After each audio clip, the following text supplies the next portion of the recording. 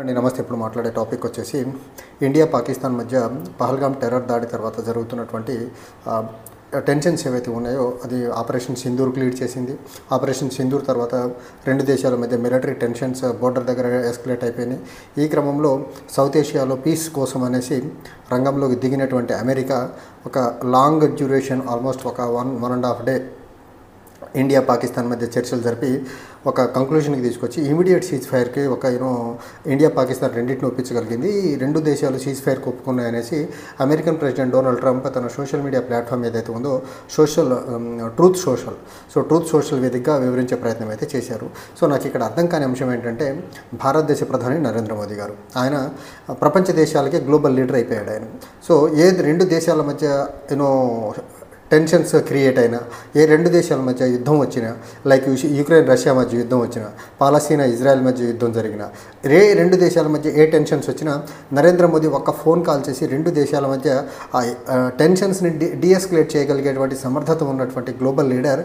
India విషయానికి వచ్చేసరికి పాకిస్తాన్తో నెగోషియేషన్స్తోనో లేకపోతే యుద్ధంతోనో ఒక కంక్లూజన్కి తీసుకురాలేని విషయాన్ని ఇక్కడ అమెరికా మధ్యవర్తిత్వాన్ని యాక్సెప్ట్ చేశాడంటే బీజేపీ వాళ్ళు చెప్తున్నట్టు, ఆర్ఎస్ఎస్ వాళ్ళు చెప్తున్నట్టు.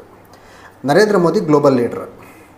ఇండియా ఒక సావరిన్ పవర్గా గ్లోబల్ పవర్గా ఎమర్జ్ అయిందా, లేకపోతే అమెరికా చెప్పినట్టు ఈనేటువంటి ఒక థర్డ్ వరల్డ్ కంట్రీగా మిగిలింది అనేది నాకు ఫస్ట్ క్వశ్చన్. ఇక్కడ నిజంగా ఇండియా తన డిప్లొమసీలో ఎక్కడో అగ్రగామిగా చాలా సూపర్ పవర్గా ఎమర్జ్ అయి ఉంటే డెఫినెట్గా ఈరోజు అమెరికా రెండు దేశాల మధ్య నెగోషియేషన్ చేసి ఒక సామరస్య సిచ్యువేషన్కి తీసుకొచ్చి రెండు దేశాల మధ్య సఖ్యత కుదిరించేదానికి సీజ్ ఫైర్ అగ్రిమెంట్ తీసుకొచ్చేదానికి అమెరికా ప్రయత్నించాల్సిన అవసరమే లేదు. అమెరికా రెండు దేశాల మధ్య సీజ్ ఫైర్కి సిచ్యువేషన్ నార్మల్సీ తెచ్చేదానికి ప్రయత్నించి ఆ సీజ్ ఫైర్ని అనౌన్స్ చేయించగలిగారంటే డెఫినెట్గా ఇది నరేంద్ర మోదీ గారి ప్రభుత్వం యొక్క ఫెయిల్యూర్గా చూడాల్సి ఉంటుంది. నరేంద్ర మోదీ గారు విదేశీ శక్తులు చెప్పినట్టు వింటున్నారు తప్ప భారతదేశానికి ఏది అవసరమో భారతదేశం యొక్క సార్వభౌమాధికారానికి అనుగుణంగా భారతదేశం యొక్క సావర్నిటీని కాపాడే విధంగా నరేంద్ర మోదీ గారు పనిచేయట్లేదనే దానికి బెస్ట్ అండ్ గ్లేరింగ్ ఎగ్జాంపుల్ ఏంటంటే సీజ్ ఫైర్ అగ్రిమెంట్కి అమెరికా యొక్క మీడియేషన్ ద్వారా ఒప్పుకున్న విధానం దీనికి బెస్ట్ ఎగ్జాంపుల్. అండ్ ఈ పర్టికులర్ ఆస్పెక్ట్లో డొనాల్డ్ ట్రంప్తో పాటు American top political leaders like vice president, తర్వాత ఫారిన్ సెక్రటరీ, వీళ్ళు ముగ్గురు చాలా మరీ ముఖ్యంగా ఫారిన్ సెక్రటరీ అయితే Indian prime minister, Pakistani prime minister, Indian external affair minister, Pakistani external affairs minister, వీళ్ళందరితో కంటిన్యూస్లీ చర్చలు జరుపుకుంటూ ఫైనల్గా ఒక కంక్లూషన్కి తీసుకొచ్చే ప్రయత్నం చేశారు. సో కంక్లూషన్కి తీసుకొచ్చిన ప్రయత్నంలో ఇక్కడ క్రెడిట్ టోటల్గా క్రెడిట్ అయితే ఈ సీజ్ ఫైర్ వైలేషన్కి క్రెడిట్ మాత్రం అమెరికా దొబ్బేసే ప్రయత్నం చేసింది. అంటే ఇక్కడ రెండు దేశాల మధ్య సఖ్యత తీసుకొచ్చే దాంట్లో రెండు దేశాలు కూర్చొని మాట్లాడుకునే డిప్లొమాటిక్ ఛానళ్ళు ఓపెన్ చేయలేని పరిస్థితి, అండ్ ఇండియన్ యొక్క సుప్రీమసీని పక్క దేశాలు యాక్సెప్ట్ చేయలేని పరిస్థితి అనేది చాలా క్లియర్గా అర్థమవుతుంది. ఈ రోజుకి ప్రపంచ దేశాల్లో ఎక్కడ టెన్షన్స్ జరిగినా, అది ఇజ్రాయెల్ పాలస్తీనా మధ్య జరిగినా, రష్యా యుక్రెయిన్ మధ్య జరిగినా, పాకిస్తాన్ ఇండియా మధ్య జరిగినా, ఆర్ ఇండియా బంగ్లాదేశ్ మధ్య జరిగినా, ఎక్కడ జరిగినా అమెరికానే వచ్చి మీడియేట్ చేస్తుందంటే దీన్ని ఎలా అర్థం చేసుకోవాలి? ఇది అమెరికన్ యొక్క పెత్తందారి లక్షణానికి ఎగ్జాంపుల్ కాదా? అమెరికన్ పెత్తందారి లక్షణాలకి గవర్నమెంట్ ఆఫ్ ఇండియా మరి ముఖ్యంగా బీజేపీ లీడర్షిప్ మాట వింటుందనేది కాదా? అంటే అమెరికా ప్రపంచం మీద ఈ రోజుకి పెత్తనం చేస్తుందనే దానికి ఎగ్జాంపుల్ కాదా? నిజంగా పాకిస్తాన్తో బ్యాక్డోర్ ఛానల్ ఓపెన్ చేసుకొని government officials Pakistan as well India వాళ్ళు మాట్లాడుకోవచ్చు కదా. ఈరోజు ఈ పర్టికులర్ చర్చలు జరిగేదానికి ప్రధానమైనటువంటి కారణం పాకిస్తాన్ చాలా డిప్లొమసీ పరంగా అమెరికాను రోపింగ్ తీసుకొని అమెరికా యొక్క సపోర్ట్ తీసుకొని అమెరికా వాళ్ళతో ఇండియా రీచ్ అవుట్ అయ్యే ప్రయత్నం చేసింది. సో ఇక్కడ ఎవరి diplomacy American diplomacy Pakistani diplomacy America వాళ్ళని రీచ్ అవుట్ అయ్యి అమెరికా వాళ్ళ ద్వారా ఇండియాని సీజ్ ఫైర్లో తెప్పించారంటే పాకిస్తానీ డిప్లొమసీ బాగా పనిచేసినట్ట. వాళ్ళకు జరిగేటువంటి నష్టాన్ని నివారించే దాంట్లో వాళ్ళు బలంగా పనిచేశారు. మనకు జరిగిన నష్టాన్ని నివారించే ప్రయత్నంలో మనం ఏం చేయగలిగాము? పహల్గామ్ టెర్రర్ దాడి జరిగిన తర్వాత ఆల్మోస్ట్ 10 days వరకు ఒక్క ఆపరేషన్ లేదు. ఆ పహల్గామ్ టెర్రర్ దాడికి పాల్పడిన వాళ్ళు ఒక్కడిని పట్టుకోలేకపోయాము. అంటే మన గవర్నమెంట్ ఎంత లేజీగా, ఎంత స్లోగా, ఎంత స్నేల్ పేస్లో యాక్ట్ చేసిందో చూడండి.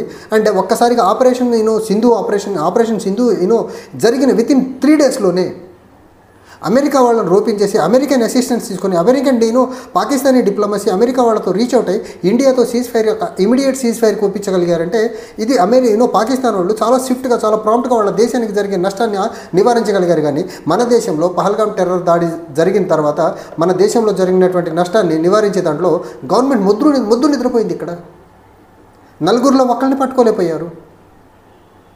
అండ్ ఇక్కడ మన ఎక్స్టర్నల్ అఫైర్స్ మినిస్టర్ జయశంకర్ గారిను ఎక్స్టర్నల్ అఫైర్స్ మినిస్టర్ జయశంకర్ చెప్పింది ఏంటంటే క్లియర్గా ఈ సీజ్ ఫైర్ ఏదైతే ఉందో ప్రీ కండిషన్ కానీ పోస్ట్ కండిషన్ లేకుండా ఇమీడియట్గా సీజ్ ఫైర్ అగ్రిమెంట్కి ఒప్పుకున్నామని చెప్పే ప్రయత్నం చేశారు. అండ్ పాకిస్తాన్ కూడా ఏదైతే ఈ డైలాగ్స్ మొత్తం జరిగిందో ఇండియా పాకిస్తాన్ అని యూఎస్ఏ మధ్య దీన్ని ఇనిషియేట్ చేసింది పాకిస్తాన్ అని చెప్పే ప్రయత్నం చేశారు. అండ్ ఇండస్ వాటర్ ట్రీటీ విషయంలో మాత్రం ఎలాంటి ఇండియా గవర్నమెంట్ ఆఫ్ ఇండియా తీసుకున్నటువంటి డెసిషన్ ఏదైతే ఉందో post Pahalgam terror attack, so ఆ డెసిషన్ అలానే కంటిన్యూ చేస్తుంది. దాని మీద మాత్రం ఇమీడియట్గా ఎలాంటి యాక్షన్స్ లేవు, దాని మీద వెనక తగ్గేది లేదని చెప్పే ప్రయత్నం చేశారు. అండ్ డిప్లొమాటికల్లీ తీసుకున్నటువంటి ఏ డెసిషన్ అన్నా ట్రేడ్ ఆపేయడం అవనివ్వండి, బోర్డర్ క్లోజ్ అవనివ్వండి, ఎయిర్ స్పేస్ని క్లోజ్ చేయడం అవనివ్వండి, ఇవన్నీ కూడా యాజ్ ఇట్ ఈస్గా కంటిన్యూ అవుతాయని చెప్పే ప్రయత్నం చేశారు. లాంగ్ రన్లో వీటి మీద ఏ డెసిషన్స్ తీసుకుంటారో తెలియని పరిస్థితి. కానీ ఒకటి మాత్రం చాలా క్లియర్, ఇక్కడ అమెరికన్ ప్రెషర్కి మాత్రం గవర్నమెంట్ ఆఫ్ ఇండియా ఈల్డ్ అయింది. అమెరికా తానా అంటే తందాననే దానికి గవర్నమెంట్ ఆఫ్ ఇండియా ఒప్పుకుందనేది మాత్రం చాలా చాలా క్లియర్గా అర్థమవుతుంది. And external affairs minister Jaishankar గారు ఎక్స్ వేదికగా చెప్పింది ఏంటంటే ఇండియా పాకిస్తాన్ రెండు దేశాలు ఈరోజు ఒక అండర్స్టాండింగ్ వచ్చి సీజ్ ఫైర్ని ఇమీడియట్గా మిలిటరీ యాక్షన్ ఆపేదానికి ఒప్పుకుని అని చెప్పే ప్రయత్నం చేశారు. Similarly Pakistani external affairs minister Pakistani deputy prime ministers కూడా ఎక్స్ వేదికగా వాళ్ళు ఈ పర్టికులర్ ఎక్సర్సైజ్ని ఇమీడియట్గా ఇంప్లిమెంటేషన్లో తీసుకొని వస్తూ వాళ్ళు కూడా ప్రకటించే ప్రయత్నం అయితే చేశారు. బట్ ఇక్కడ నేను ఒకటైతే చెప్తున్నా, బీజేపీ వాళ్ళు భారతదేశ ప్రజల్ని మీరు దయచేసి మిస్లీడ్ చేయొద్దు. నరేంద్ర మోదీ గారు గ్లోబల్ లీడర్ అయిపోయారు, విశ్వగురు అయిపోయారు, ప్రపంచంలో యుద్ధాలు ఇట్టే ఆపేస్తారు, ఇలాంటి మాటలు మీరు దయచేసి చెప్పొద్దు. ఎందుకంటే మన దేశం మీదకి దాడి జరిగితే మనమే ప్రాపర్గా యాక్షన్ చేయలేని పరిస్థితి. మనం యాక్షన్కి వెళ్తున్నామని తెలిసినప్పుడు పాకిస్తాన్ వేరే డిప్లొమాటిక్ ఛానల్ ఓపెన్ చేసి వేరే దేశాల ద్వారా ఒత్తిడి పెరిగితే ఆ ఒత్తిడికి తలకు సీజ్ ఫైర్కి వెళ్ళినటువంటి మనం ప్రపంచంలో నరేంద్ర మోదీ గారు గ్లోబల్ లీడర్గా అయ్యారు, ప్రపంచ దేశాలు నరేంద్ర మోదీ గారు మాట వింటున్నాయని చెప్పొద్దు. మనం అమెరికా మాట వింటున్నామని మాత్రం బలంగా చెప్పండి. అది నిజం కూడా. ఎందుకంటే సీజ్ ఫైర్ అమెరికా చెప్పినట్టు విని మనం సీజ్ ఫైర్కి ఒప్పుకున్నాం కాబట్టి ఇండియా అమెరికా చెప్తున్నట్టు ఉంటుంది. ఈరోజు ప్రపంచంలో ఎక్కడ ఏ రెండు దేశాల మధ్య ఏ టెన్షన్స్ వచ్చినా అక్కడ అమెరికా అప్పర్ హ్యాండ్ సాధించే ప్రయత్నం చేస్తుంది తప్ప ఇక్కడ వేరే ఏ దేశం కూడా మరి ముఖ్యంగా నరేంద్ర మోదీ గారికి డిప్లొమసీ పరంగా అంత చాకచక్యత లేదు అనేది మాత్రం క్లియర్గా ఈ పర్టికులర్ అంశంలో మాత్రం అర్థమవుతుంది. నిజంగా నరేంద్ర మోదీ గారు డిప్లొమసీ పరంగా అంత స్ట్రాంగ్ అయి ఉంటే అసలు పాకిస్తాన్ వాళ్ళు ఇండియా మీద దాడి చేసేదానికి కూడా సాహసించేవాళ్ళు కాదు. నరేంద్ర మోదీ గారి ఇన్ఎఫెక్టివ్నెస్, అది పఠాన్కోట్ అవనివ్వండి, ఊరి అవనివ్వండి, పుల్వామా అవనివ్వండి, వీటిల్లో జరిగినటువంటి ఇన్యాక్టివ్నెస్ వల్లనే, ఎవరిని ఒకళ్ళని కూడా పట్టుకోకపోవడం వల్లనే వాళ్ళు పహల్గాం దాకా తెగబడిపోయి ముందు ఇండియాలోకి వచ్చి దాడి చేయగలిగారు. అదే పుల్వామాలోనే, అదే ఊరిలోనో, లేకపోతే అదే పఠాన్కోట్లోనో పట్టుకొని టెర్రరిస్టులను శిక్షించగలిగి ఉంటే పహల్గాం జరిగి ఉండేది కాదు. పహల్గాం జరిగిందంటే నరేంద్ర మోదీ గారు టెర్రర్ మీద తీసుకున్న ఏ చర్య కూడా టెర్రరిస్టులకి చీమ కుట్టినట్టు కూడా అనిపించలేదు. అందుకని వాళ్ళు పహల్గాంలో ఆ ఘాతుకానికి పాల్పడారని మాత్రం చాలా క్లియర్గా అర్థమవుతుంది. సో ఈ సీజ్ ఫైర్ని అయితే ఈవెన్ సెక్రటరీ జనరల్ కూడా వెల్కమ్ చేసే ప్రయత్నం చేశారు. అండ్ జమ్మూ కాశ్మీర్ ముఖ్యమంత్రి, యూనియన్ టెరిటరీ జమ్మూ కాశ్మీర్ ముఖ్యమంత్రి ఉమర్ అబ్దుల్లా కూడా దీన్ని వెల్కమ్ చేసే ప్రయత్నం చేశారు. కర్ణాటక చీఫ్ మినిస్టర్ సిద్ధరామయ్య గారు, తర్వాత పంజాబ్ చీఫ్ మినిస్టర్ భగవంత్ మాన్ గారు, వీళ్ళందరూ వెల్కమ్ చేసే ప్రయత్నం చేశారు. బట్ ఇక్కడ నేను ఓవరాల్గా చెప్పదలిచింది ఒకటే, నరేంద్ర మోదీ గారు డిప్లొమసీ పరంగా ఇంకా స్ట్రాంగ్గా ఎమర్జ్ అవ్వలేదు. ఆయన అమెరికా చెప్పిన దానికి తలొగ్గేదానికి ఉన్నాడు తప్ప ఆయన ఇండిపెండెంట్గా ఒక సావరిన్ కంట్రీకి ఏది అవసరమో అది తేల్చుకునే పరిస్థితుల్లో ఆయన అంత మెచ్యూరిటీ డిప్లొమసీ పరంగా లేదనేది మాత్రం చాలా క్లియర్గా అర్థమవుతుంది. అండ్ ఇక్కడ ఒక అంశం నేను చెప్తాను, ఏ దేశాలు కూడా పహల్గాంలో టెర్రర్ దాడిని ఖండించాయి, కానీ ఇది పాకిస్తాన్ ఎమినేటెడ్ టెర్రరిస్టుల నుంచి పాకిస్తాన్కి సెంటర్గా వచ్చి టెర్రరిస్టులు చేశారు. పాకిస్తాన్ మీద మాత్రం నెప్పం నెట్టే పని ఏ ఒక్క దేశం కూడా చేయలేదు. అంటే నిజంగా పాకిస్తాన్ని కార్నర్ చేసే విషయంలో గవర్నమెంట్ ఆఫ్ ఇండియా డిప్లొమసీ చాలా బలంగా ఫెయిల్ అయిపోయింది. అండ్ ఐఎంఎఫ్ నుంచి లోన్ ఆపే ప్రయత్నంలో కూడా government of India diplomacy fail అయిపోయింది. వాళ్ళకి 1 బిలియన్ లోన్ ఆల్రెడీ వచ్చేసింది, ఇంకో బిలియన్ ఇచ్చేదానికి కూడా అప్రూవల్ ఇచ్చేసింది ఐఎంఎఫ్. సో వాళ్ళకు పాకిస్తాన్ని టెర్రరిస్ట్ పరంగా ఎక్స్పోజ్ చేసే విషయంలో డిప్లొమసీ ఫెయిల్ అయిపోయింది. ఐఎంఎఫ్ పరంగా మల్టీలేటరల్ ఏజెన్సీ పరంగా వచ్చేటువంటి లోన్లు ఇచ్చే విషయంలో ఫెయిల్ అయిపోయింది.